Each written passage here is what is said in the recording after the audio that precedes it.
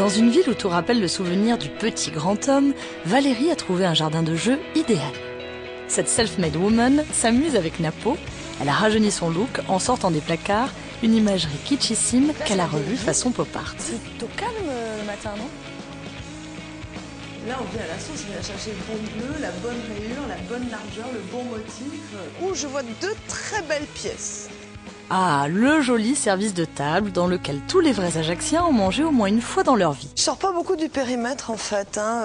Je travaille ici, je vis ici. Ouais, j'habite. Vous vivez au travail en même temps. Je vis au travail, exactement.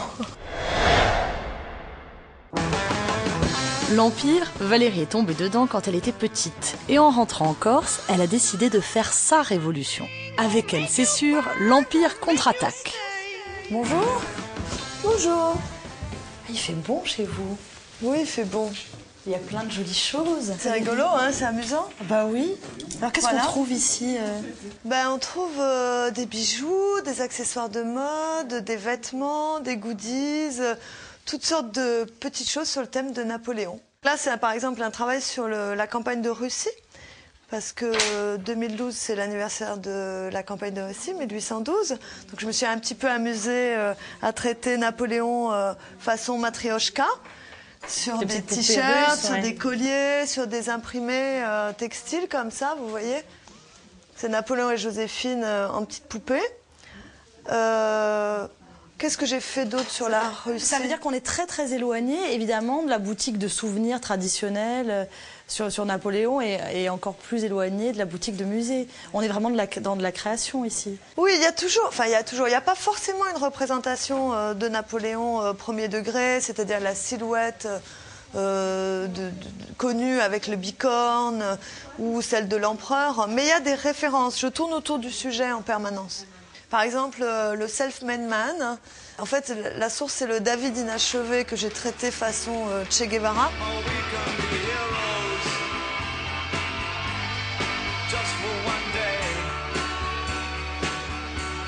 Et alors, ce qui est rigolo, c'est qu'il y a plein de monde dans la boutique, et ce sont des locaux. Il y a beaucoup d'Ajacciens. Il y a beaucoup d'Ajacciennes. Oui. Je pense que l'aventure les a séduits au moins autant que le sujet. Oui. L'idée qu'on puisse s'attaquer à ce mythe leur a plu aussi. Alors, là, je vois des foulards pareils, je vois des poupées russes. Ça, c'est des petites, voilà. C'est des carrés de soie? Oui, c'est des carrés en crêpe de soie, il y a des écharpes. C'est un travail donc de motifs répétés. Ouais, c'est joli, c'est imprimé à la main, c'est chic, on aime. Hein. C'est pas cher. En plus, non mais sérieux. Non, c'est pas cher. Ouais, c'est vrai que c'est pas cher pour ce que c'est, quoi. Mais c'est un défi permanent, quoi, de maintenir des prix cohérents. De la même façon que je me pose toujours la question de est-ce que je le mettrais quand je fais une chose, je me pose la question de est-ce que je l'achèterais. Je ne sais pas ce que l'empereur aurait pensé de tout cela, mais comme il avait toujours quelques coups d'avance et qu'il n'hésitait pas à bousculer les codes, qui sait, Valérie serait peut-être devenue l'une de ses petites abeilles. Ah, ça suffit ou... Oh ben non, on en met plein, c'est plus rigolo. Oui, c'est beau ça. Miroir, mon beau miroir. Alors, et si je veux faire un cadeau de naissance? Alors les bébés, c'est là. On a les abeilles, et les abeilles, c'est assez neutre, c'est mixte, c'est un symbole très positif d'unité. Ça vient d'où l'histoire des abeilles? Ça remplace la fleur de lys en fait à la Révolution, c'est assez proche graphiquement. Oh, et puis ça permet de rater. Ça c'est joli comme tout, Mio Dolce Amor. C'est dans une des premières lettres de Napoléon à Joséphine, lettre d'amour évidemment, ils viennent de passer une nuit ensemble, ils rêvent de la revoir. Il lui écrit tout en français, sauf en attendant, Mio Dolce Amor reçoit 1000 baisers. Waouh, c'est rigolo.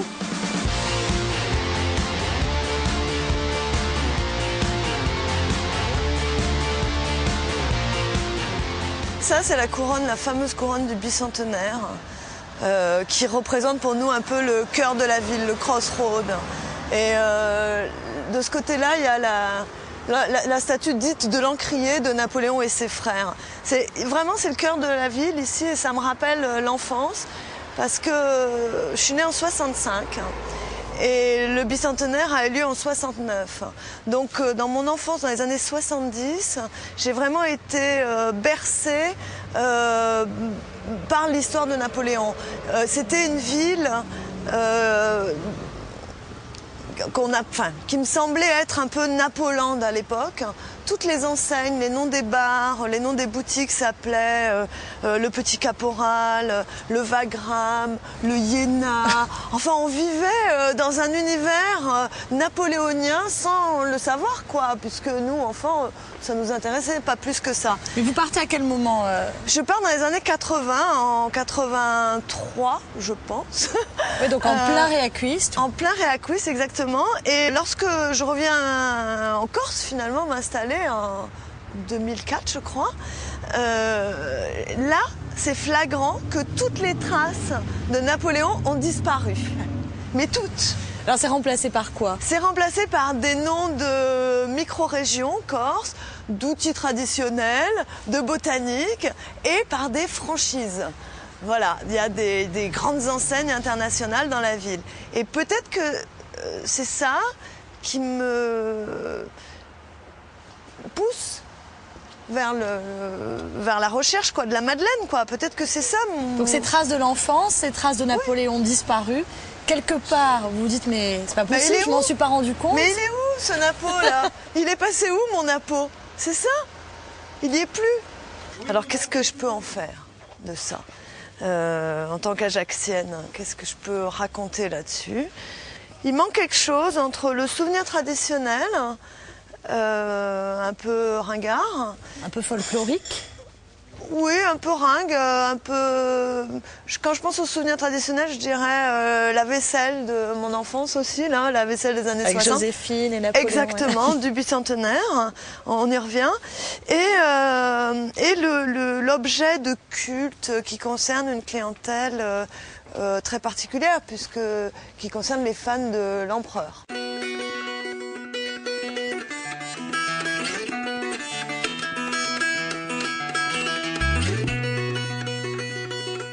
Entre le rêve et l'idée qui germe et qui doit se concrétiser, à quel moment vous décidez de budgétiser tout ça, d'aller voir les banques, de retrousser les manches? En fait, bizarrement, ça va assez vite. Dans ma tête, c'est très clair. Donc ça va être un endroit, un lieu, dans lequel il va y avoir de nombreux objets sur Napoléon décalés. Évidemment, quand je me pointe dans une banque en racontant ça, je veux faire un concept store un peu rock'n'roll sur Napoléon. Le banquier me dit oui, oui. Et lorsque vous comprenez que l'histoire prend son envol, que ça démarre, il y a un petit coup de panique, comment ça se passe à ce moment-là? Ouais, c'est comme si on montait dans un avion sans savoir conduire, quoi. Non mais vraiment, sans savoir piloter, quoi. C'est vraiment ça. C'est-à-dire que j'ouvre une petite boutique au mois de juin. Il n'y a pas du tout de business plan, c'est impossible, quoi. Aujourd'hui, ça a un nom, ça s'appelle le marketing régional, peut-être, mais à l'époque, voilà, ça n'existe pas. C'est pas une boutique de musée, c'est pas une boutique de souvenirs, c'est pas une boutique de mode. Qu'est-ce que c'est?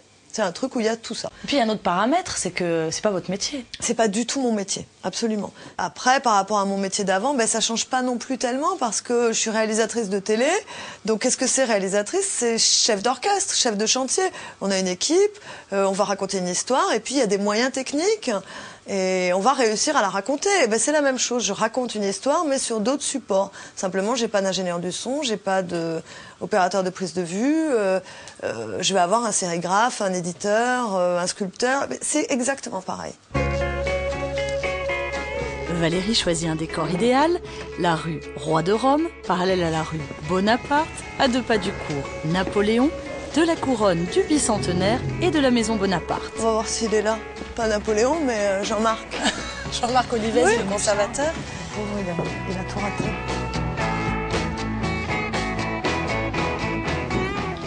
Ah, bonjour Jean-Marc. Bonjour Valérie. Je pensais bien te trouver là. Salut Marie-Lise. Oh, bonjour Valérie, comment ça va? Très bien. Alors, on gratte? Ah, je gratte. Tu vois les nouvelles rayures de saison. Disparition de cette restitution abusive et redécouverte du vrai décor avec ce magnifique jaune lumineux. Elle vient chercher une source d'inspiration auprès de vous, auprès de la Maison Bonaparte, Valérie? Certainement, je pense qu'elle a des sources d'inspiration multiples, mais ici, effectivement, nous avons des possibilités d'inspiration. Là, on vient à la source, on vient chercher le bon bleu, la bonne rayure, la bonne largeur, le bon motif. Voilà, là, c'est le vrai. Et ça veut dire que vous interrogez Jean-Marc sur l'histoire, sur... Oui, oui, on se croise, on a des conversations, il me montre ses travaux, je lui montre les miens, Marie-Lise aussi, voilà, on avance chacun sur son terrain, on ne fait pas du tout les mêmes métiers évidemment, mais je me nourris. Quel regard vous portez, Jean-Marc, sur le travail de Valérie, sur Empire? Je trouve que c'est passionnant parce que c'est un regard très documenté d'abord. Il faut rappeler ça, c'est que Valérie Santarelli travaille avec une vraie base documentaire et énormément de sérieux. Et puis après, elle réinterprète tout ça, elle le met au goût du jour. Et moi, ça me donne une vision ça me prouve que ce patrimoine-là, on peut aujourd'hui l'exploiter de manière très contemporaine. Et je trouve que ça, c'est la preuve par neuf de Valérie. Est-ce que cette rayure là bleue, il est magnifique ce bleu? Oui, il est magnifique. C'est un outre-mer pur. Ouais. Splendide. On va le retrouver ça dans la collection? Oui, et c'est exactement les rayures de cet été. Incroyable, Marie-Lise, encore une fois. Oui. On peut jeter un coup d'œil dans la galerie. Et en même temps, l'atelier boutique de Valérie Santarelli est à 2 pas de la Maison Bonaparte. Pratique pour venir chercher l'inspiration. Ah bah là, ça y est, on se rend bien compte de l'avant-après De restauration, l'énorme hein. travail, on se rend compte. C'est magnifique, magnifique. Le boulot, ouais. Alors comment vous travaillez justement ensemble sur les décors comme ça comment vous échangez? Pas forcément uniquement sur les peintures murales, mais sur un tas de petits détails. Par exemple, là, je cherche, tu me dois une fougère Napoléon III, vue lors de ta dernière exposition, et c'est un motif qui vraiment m'intéresse. J'aimerais beaucoup travailler ce et dessin. Les couleurs de ces fougères, tu te souviens? C'était magnifique, sur voilà. le fond de couleurs, Ouais. le graphisme de la couleur éblouissant. Ouais. Et dès que tu l'as vu, tu m'as dit, il me faut le dessin de cette fougère. C'est ça. Et des fois, j'amène des motifs à Valérie. Alors la dernière fois, c'était un décor de directoire de Bélanger. Je courais à son magasin pour le mélanger, je venais de trouver ça, et on s'est rencontrés dans la rue, et toute la rue a pu assister à notre enthousiasme devant un décor directoire des années 1797. Et là, vous travaillez sur quoi en ce moment? Là, on prépare une expo sur les maisons des Bonaparte. C'est lorsque les jeunes Bonaparte, ils ont 20, 26 ans, ils sont jeunes, beaux, riches et déjà célèbres. Ils arrivent à Paris dans les années 1796 et ils habitent les plus belles maisons de Paris, les plus avant-gardistes, les plus originales. Et là aussi, je pense que pour Valérie, il y aura des décors, de l'architecture, des jardins. Je pense que là, pour 3 ans, Valérie, tu auras de l'inspiration. Je suis nourrie. Non, mais c'est intéressant parce qu'après, je fais pas justement de la reproduction de motifs. C'est vraiment, il faut que je digère ces visuels et quelque chose va en sortir à un moment. Je ne sais pas quand, je ne sais pas comment, mais quelque chose en sort souvent. C'est vrai.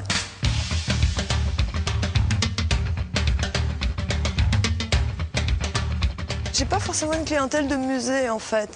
Les gens, d'ailleurs, vous voyez que dans le musée, les boutiques de musée sont des boutiques qui utilisent leur fond d'image, donc font beaucoup de reproductions.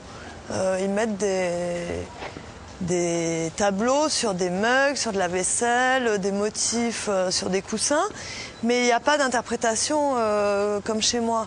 Donc je pense que ce sont 2 clientèles assez distinctes. Et là, on est tout près en fait de la boutique. C'est ça que vous aimez bien? Oui, je sors pas beaucoup du périmètre en fait. Je travaille ici, je vis ici. Ouais, Vous vivez au travail en même temps. Je vis au travail, exactement. Ah ben là, on a fait la boucle, on revient chez vous. Et voilà, tout petit quartier. Mais de retour à l'atelier, il faut passer de l'idée à sa réalisation. Autrement dit, après avoir respiré l'air de la Maison Bonaparte, il faut voir comment l'icône et son univers peuvent être déclinés avec les codes de la modernité. Pour la plage, c'est pas dire. Tu vois, regarde, attends, je te montre les godets. Voilà, les godets. Donc là, ce sont les dessins Ça, avec c'est les dessins de la échantillons. collection d'été. Ouais, il y a pas mal de rayures, bleu et blanc. Et là, les sources d'inspiration? C'est le militaire. Je suis sur un thème assez, à la fois militaire et exotique. Je suis entre 2 trucs là. Cet été, il y aura un peu de tatouage aussi. Ça, vous fabriquez le galon comme ça? Non, j'achète le galon comme ça, je source le galon comme ça. Des fois, il y a des galons anciens, donc il n'y a pas beaucoup. Il y a peut-être de quoi faire 10 pièces. Des fois, c'est du galon contemporain, donc là, on peut faire de la série. Ça veut dire que certaines pièces sont uniques? Ça veut dire que certaines pièces sont uniques, oui. Alors, et comment vous faites pour trouver justement des tissus vintage ou encore des robes? Je chine beaucoup. Je vais aux puces tout le temps. Voilà quoi, je transforme des choses. Après, je me documente énormément. J'ai pas mal de bouquins. Et puis, je me balade dans les musées. Et vous avez des réseaux, par exemple, de tissus anciens, Ouais, faut faire les greniers, faut faire chez les gens, mais bon, ils se rendent pas compte forcément de ce qu'ils ont, quoi. Bien sûr. Donc le mieux, c'est effectivement de faire les marchés aux puces, et pour les bijoux, déballages. c'est pareil, c'est marché aux puces? Oui, souvent on en trouve. J'avais acheté un petit stock là quand une bijouterie ajaxienne fameuse a fermé, et du coup j'ai un petit peu d'avance quoi sur certaines pièces.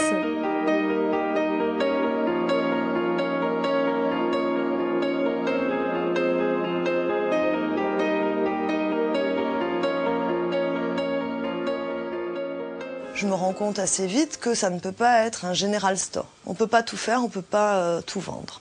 Qu'est-ce que je sais faire? Qu'est-ce que j'ai envie de faire en premier? Ensuite, se pose assez vite la question des supports.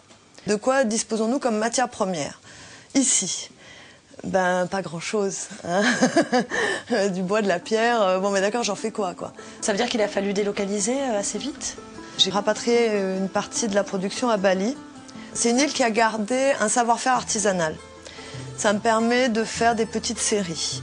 Ça me permet de travailler des matériaux assez rares. L'os, la corne, le bois. Avec des choses gravées à la main. Sculpter, tout ça est sculpté à la main. Donc de faire des pièces assez fines et de les importer à Ajaccio, où nous transformons ces matières premières. Le montage, l'assemblage, c'est ici? Tout est fait ici. Donc ce qui est intéressant d'un point de vue économique, c'est qu'on est évidemment à flux tendu, on n'a pas de stock transformé, on n'a que de la matière première qui peut être transformée à tout moment. Donc on a une grande souplesse, on peut s'adapter aux commandes. Et pour tout ce qui est flocage et tissu? Alors pareil, on importe les cotons, les matières premières, et tout est floqué dans la banlieue d'Ajaccio. Aujourd'hui, il y a 2 personnes qui travaillent avec moi, Lydie et Antonia, qui s'occupent de la vente et de la distribution, donc de la partie commerciale. C'est vrai que le développement, c'est une vraie question là sur l'entreprise, puisqu'on a une boutique à Ajaccio qui est une sorte de flagship, maison mère en français, qui est aussi un atelier de fabrication. Il y a quelques points de vente en Corse. Et un petit peu sur le continent. Ça correspond bien au projet, un développement artisanal, mesuré, on va dire, raisonné. Voilà, tout ça c'est une philosophie aussi d'entreprise. Comme Napoléon dans ses batailles, Valérie est à la croisée des chemins. Cette rue, je l'aime bien, la rue Notre-Dame, parce qu'on voit la mer des 2 côtés. Voilà, à droite et à gauche, on voit la mer. Et en face, il y a la citadelle.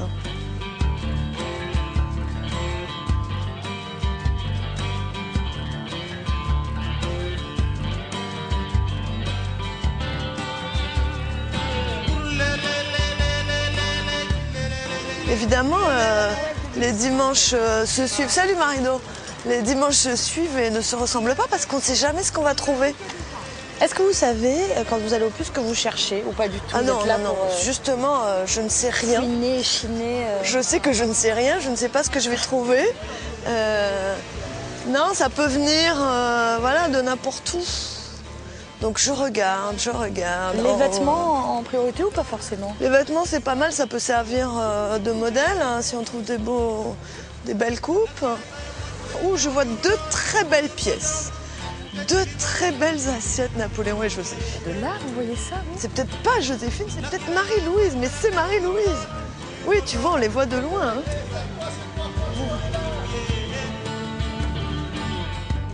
Voilà mon lycée, où je suis allée, où mon père est allé et où mon fils ira.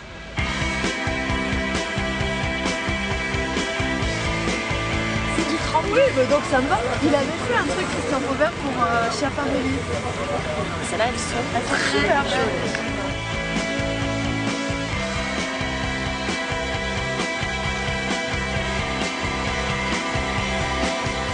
j'aime bien le boulevard Lantivie. Quand on était gamin, pareil, en sortant du collège, on s'asseyait souvent sur le mur. Et à l'adolescence, j'avais un sentiment cubain. C'est-à-dire que pour moi, c'était comme le Malécon. En face, c'était l'Amérique et on savait qu'on allait partir. On allait avoir le bac et on allait se tirer d'ici.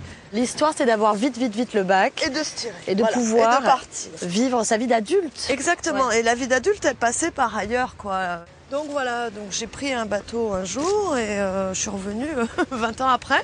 Évidemment, je regarde plus la mer de la même façon. Lorsque je regarde maintenant le rivage en face, je le vois pas pareil. Pour moi, il me bouge plus l'horizon, du tout. J'ai plus besoin d'ailleurs, parce que j'ai beaucoup vu ailleurs aussi. Et je me dis que c'est peut-être la seule chose qui reste, le bord de mer comme ça, cette découpe de collines, de ce que voyaient mes grands-parents lorsqu'ils regardaient dans le même axe. Parce que quand on regarde la ville, elle a vachement changé. Mais ça en face, ça pas changé. Ça n'a pas beaucoup changé.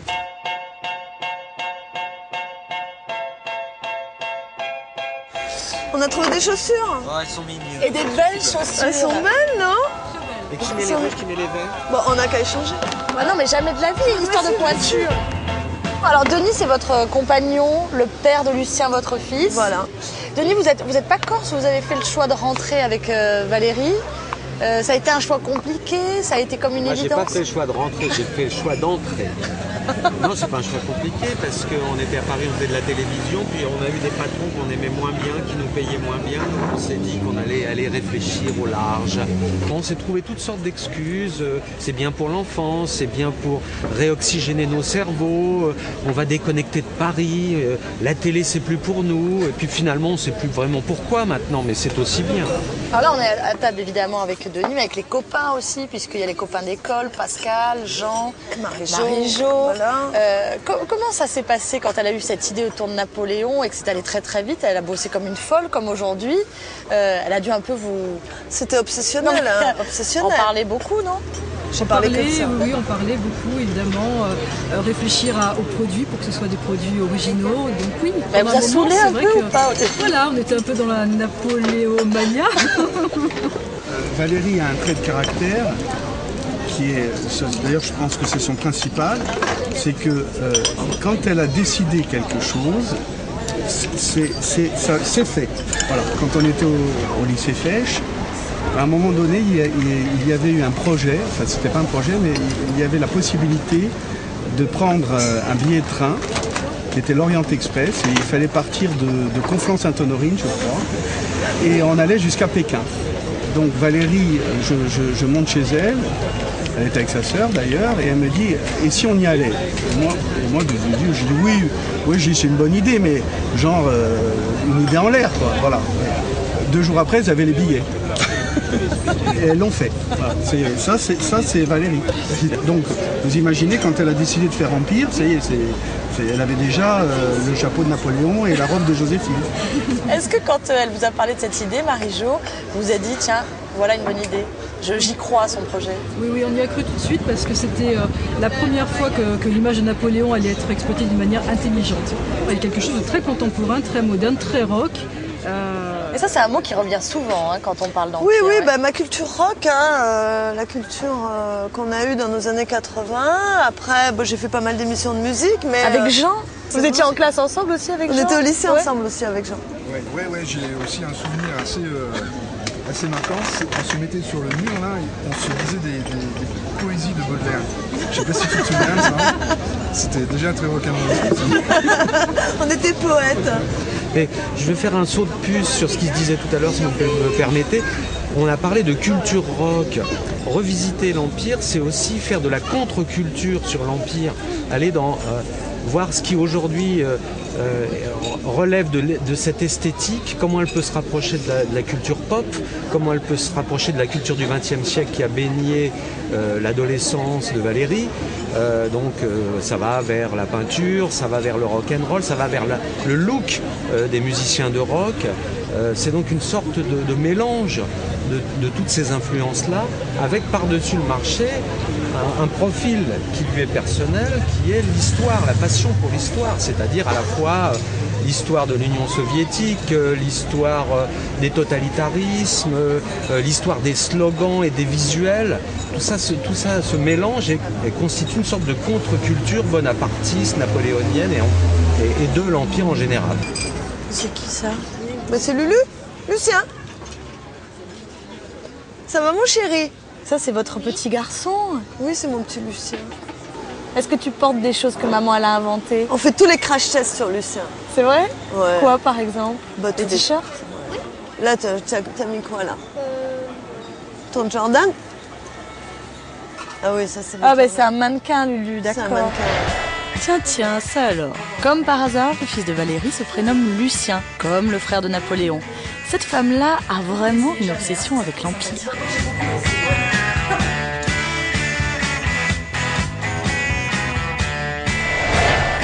Et voilà, avant après. C'est super. Je suis contente de m'aider.